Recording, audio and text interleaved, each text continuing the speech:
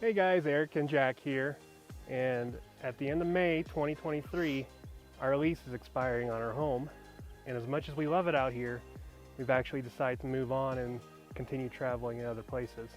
But first we want to tell you why we love Durango so much and why we came here in the first place.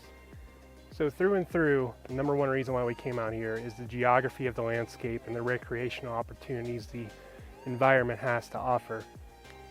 You have the mountains to the north, you got the desert to the south, so really take your pick. And springtime in Durango is such a treat. You know, if you want to go skiing, go skiing. If you want to ride your motorcycle, ride your motorcycle.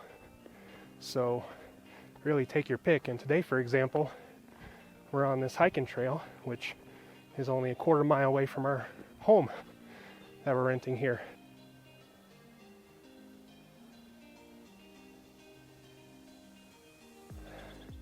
So the second reason we decided to move out to Durango, Colorado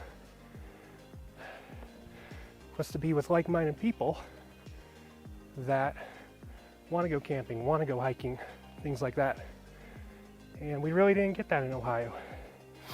Part of Ohio where we were at, you know, people were primarily interested in going to the bars on the weekend and then sleeping in till noon on Sunday and going for a short hike to Yellow Springs or something like that. And that just wasn't cutting it out for us. We like to go on longer hikes, we like to go camping, things like that. The third reason we moved out here was to have a little bit of a change of pace, slower lifestyle, and we knew that involved moving to a smaller town in some way, shape, or form.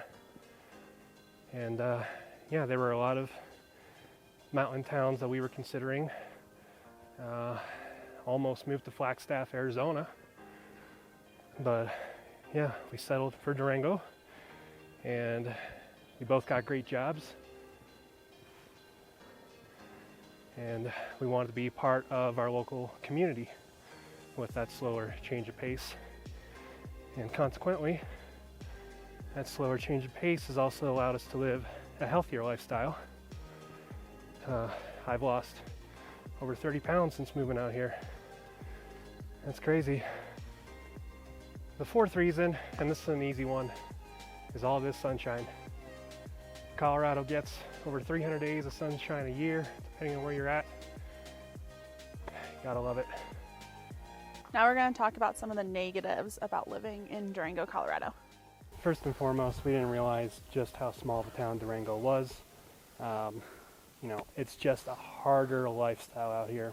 Everywhere you look, it is definitely harder to live out here.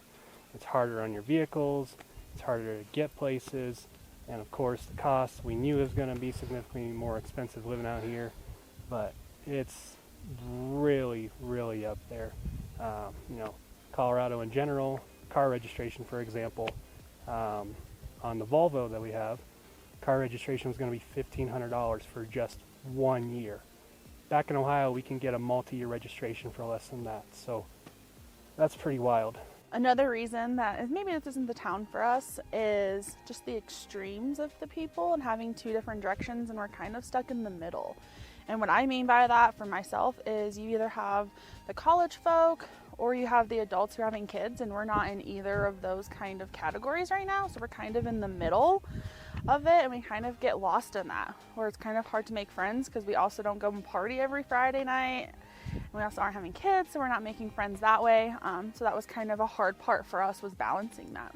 Another one that kind of we underestimated was kind of the distance and the difficulty to kind of leave Durango.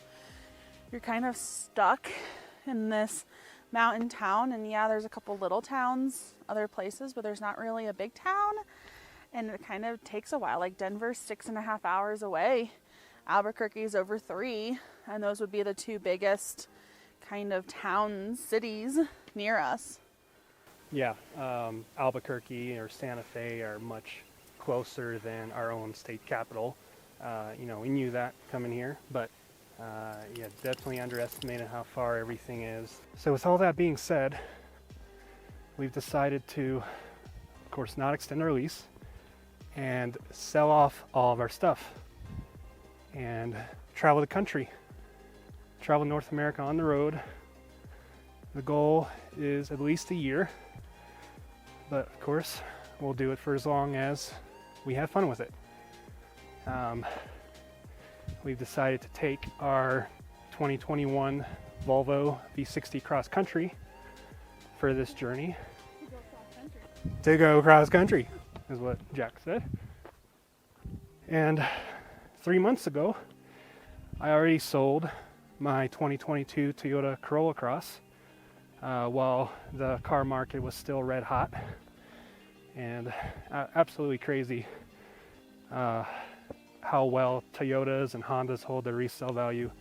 I had a 72-month loan on that thing, and over a year later, put over 20,000 miles on it, and I still had over $5,000 in equity in that thing. Took that $5,000, and in my case, I'm reinvesting that into my future career.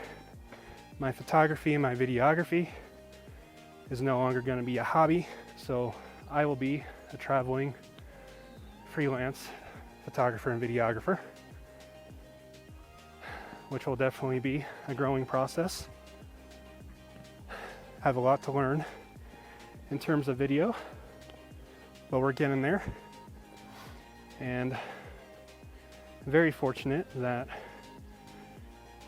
Jack can work online with telehealth. So she's definitely going to be carrying the weight for the first couple months on this journey. My primary role and my experience traveling so far will be to make sure that this journey goes smoothly. So yeah, with where the economy's heading and how much we're spending here month to month just surviving, we think we can live a more fulfilling lifestyle on the road, living in extended stay hotels 1 month or so at a time. And along with that, along with my professional work, our goal is to also show you on social media how to also travel as cheaply and efficiently as possible. So if you think that's something that would interest you, please give us a like and follow and subscribe at Hot Take Adventures on all our socials. Thanks so much.